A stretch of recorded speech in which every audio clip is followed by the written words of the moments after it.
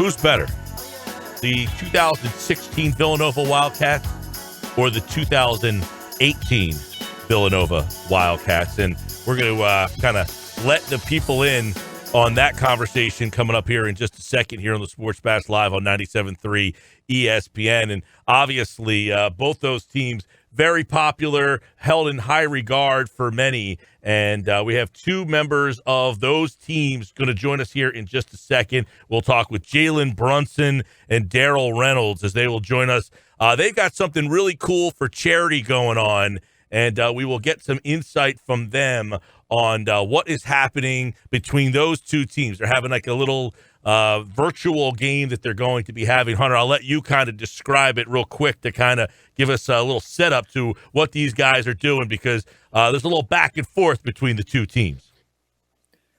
Yeah, so essentially you got the 2016 squad, the 2018 squad, and they created themselves with the proper overall, by the way. It's like they went in there and said, okay, we're going to do this. Your skill set is here. They're going to make it realistic. If you're a guy who's going to take charges, they're going to put your charges close to a higher rating than, say, your mid-range game if you're not so great at shooting mid-range jump shots. So they're going to go back and forth and then play each other in a simulated game based off of those overall skills, and there'll be donations to charity. Phil Abundance is in the mix, so it's going to be an awesome charity event. Now, this is something that you can tune in to watch as well on Twitch/WSOE to watch Nova 16 versus Nova 18, and it's a charity game simulated. Darryl Reynolds representing the 16 crew, and then Jalen Brunson representing the 18 crew, the 16 champs and the 18 champs, and they join us now, both of them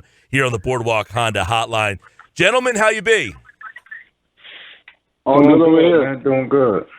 Well, let me start with Darryl first, because the 16 team obviously is a little further back in our minds, even though it was very recently here. Obviously, you had the Jenkins shot. So the memory, the shot there is probably the thing that stands out the most between the two teams, right? That one there will be the video that we see when you represent which team is better. That shot will always stand out. Yeah, no, absolutely, man. That shot by Chris was, a lot of us agree, like the best shot in the history of the tournament. Christian Laettner gave him that nod after winning, so that shot was huge for us, man. Yeah, and obviously, Jalen, you were incoming that year, and you see that shot, they win the national championship, and then a couple of years later, you're a major part of the 18 team. What is kind of, in your mind, the standout moment from the 18 season? The standout moment, I think a lot of people won't say this, but us winning against Seton Hall late in the regular season, we came off a disappointing loss against Creighton. But we had a game against Seton Hall that was literally both teams shot like about 30%, and no one really played really well offensively. It was just a grind. But just to see that a team with so much offensive firepower can grind and win games like that, it just kind of made us unbeatable the rest of the way.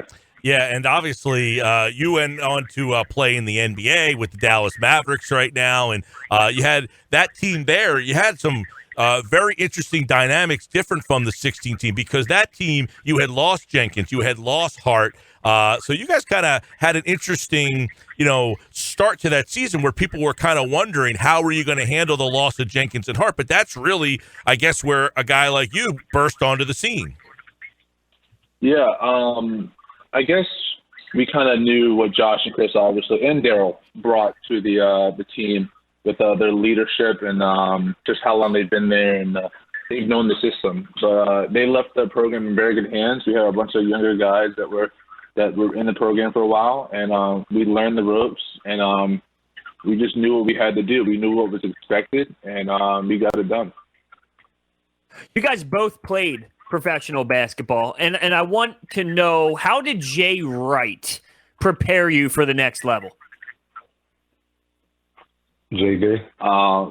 Okay, I'll go. Coach Wright, he did a lot. I think going into Villanova, I was highly touted, had a lot of game, but I didn't really understand the whole playing hard every single possession aspect of the game. I kind of just thought that, like, being like a young kid, like being able to do things with just my skill level and talent, it would get me by. But I really learned how to play hard every single possession, and learning that from like the leaders on that team, on that my freshman year team, and even going forward, how Coach Wright always demanded that every single day in practice. It basically just helped me just understand that no matter what the situation is, no matter what the time the score is, it could be up 20, down 20. I'm playing the same way when I'm on the court. Let me ask you, Jalen, about that, because a lot of times college coaches, a lot of people, like, they don't make the – do you think Jay Wright would be a good does he have an NBA mentality? Like, now that you're in the league and you've been around coaches, there's a difference sometimes between the college coach who's really good in college. A lot of them have not succeeded. But do you think Jay Wright would be a guy who would fit the NBA style? I think so. I think Coach Wright has an ability to adapt. He adapts to different teams that he coaches every single year. And I think once you're in the NBA, adapting to different situations year in and year out is probably a key thing.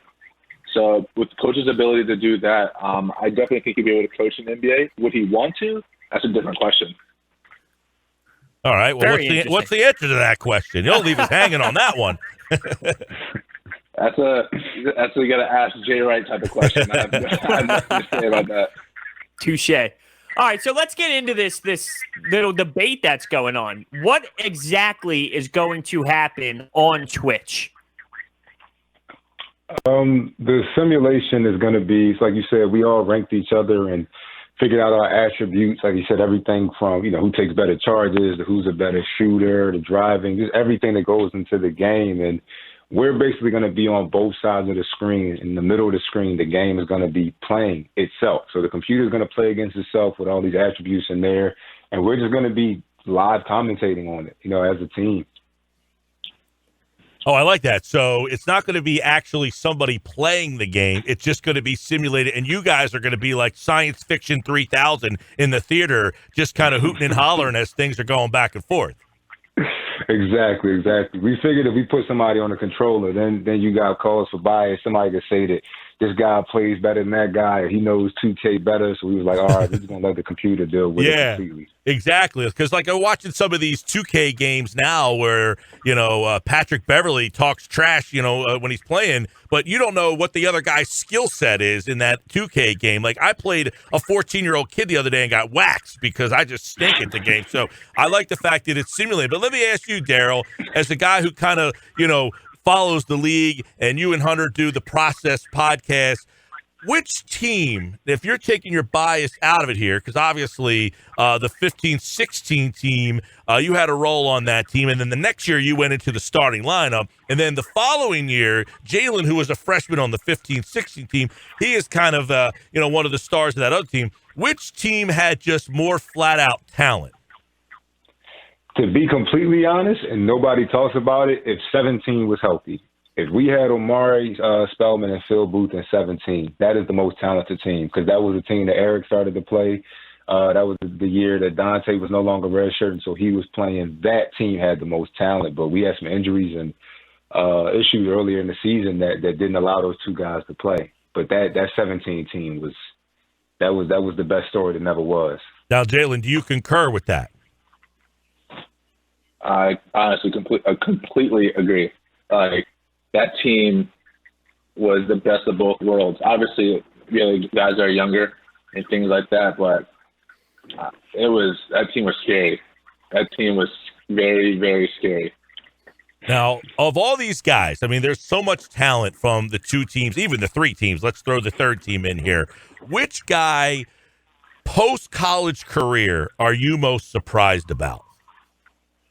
Both you guys can answer this one. Post-college career? Yeah, now since their Villanova days are behind them, maybe they're in the NBA and they've played way better than you thought, or they maybe haven't played as well as you thought, or somebody would have made it and didn't make the league. Like, is there someone whose career you're kind of like, wow, I can't believe that happened to him? I That's a tough one. You got Darryl. You go first. I'll probably say, I mean, it's weird because I want to say Eric, but not really because his game has always been tailored towards the NBA. You know, he's a great ISO player. He has a little bit of everything to his game as far as driving left and driving right and having a pull-up jump shot. But I did not expect him to explode onto the scene the way he did. Like the way he showed up on that Golden State Warriors team, and just Steve Kerr himself said it. Their season would not have been what it was without him playing, you know, like he had been there for years. So probably E. Yeah, probably Eric for me. For me, that's actually a really good point. Yeah, I knew Eric had an NBA game, but what he did this year, I think completely blew everybody away. He just out of nowhere just came onto the scene and said, all right, I'm here. I'm going to show you guys what I can do. And then did more. And so he definitely proved himself really fast. And I mean, it's nothing that honestly we are surprised about. Like we kind of knew he had that, but I think the whole world kind of was just like, whoa, like this guy's for real. Darryl, I know we've had this conversation off the air before about these two teams, and my belief is 2018, it was just dominating. It was so much fun to watch, so I lean towards that way. But you told me that it's very important to realize how battle-tested that 2016 team was. Can you get into that a little bit more? Yeah, man. I think our senior leadership and you know, I'm not saying I hate to admit it, but I think that's a huge part. You know, that senior leadership on that team of Ryan Arcidiacono and Daniel Chefu, Kevin Rafferty, Henry Lowe, and Patrick Farrell, and the walk-ons, like, and knowing what they brought and what they've seen as far as Villanova basketball goes, to me, that just gave us a edge. You know what I mean? And no knock to 18. We saw how they ran through the tournament, but I've brought it up time and time again. They didn't run the table. You know what I mean? So they did take some L's that year, and I just feel like from a matchup standpoint, we had them. But I don't know. I guess we going to see tonight. You know what I mean?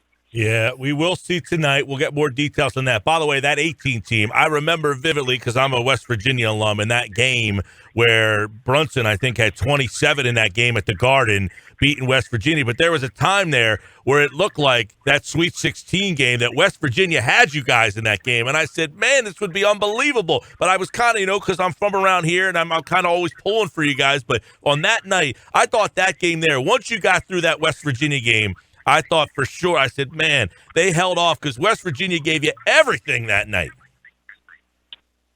Yeah, they did. That was honestly one of my favorite games. And in college, that game was unreal. Like the back and forth, the constant, just I can't even explain like the emotions that were going on in that game. It was unreal. But I think what really Darryl was right. That 2016 was so battle tested, and I think without Ryan, without the seniors that they had, Daniel and the walk-ons, there definitely is no 2018. The way that we kind of went through that together, especially me and Mikhail and Phil, even Dante and E, who were redshirting that year and didn't really get to play, but they saw it. So 2016 definitely helped lay the foundation for 2018. But boy, when I say 2018 would have blew the brakes off 2016, I don't mean it like I do not mean that. I was like, not take that lightly. And we're going to find out tonight. Ain't no way in hell. Yes, absolutely. So one last time, this is on twitch.tv/WSOE, and this will be raising money for Phil Abundance, correct? Yes, sir. Correct. All right, we will definitely keep an eye on that. It is the 16 Nova team against the 18 Nova champions. Obviously, both phenomenal teams, great memories. You had Hart, Arcidiacono, Chris Jenkins, Darryl Reynolds, of course, our guest, along with Jalen Brunson, who was on both, Mikal Bridges, Eric, and as they mentioned, Chefu, just amazing talent between the two. Guys, should be a blast tonight, and we hope to catch up with you soon to try to see what the results of this thing were. Oh, man, thanks for having us. Great night. Absolutely. Jalen Brunson, Dallas Mavericks, Darryl Reynolds, of course, you guys do the processed podcast together. Darryl's played some overseas ball and was a member of the 16 champions. Brunson was on both teams. He didn't have a huge role his freshman year, but was really the star of the 18. Man, that night against West Virginia, I wanted to kill that Brunson. Man. I think the one player, though, you asked a good question about who surprised you the most. And talking to Darryl off the air and stuff, I'm surprised that he looks at this differently. But I guess I'm not surprised because he sees this player play all the time. But it's Dante DiVincenzo. I mean, the kid is legit.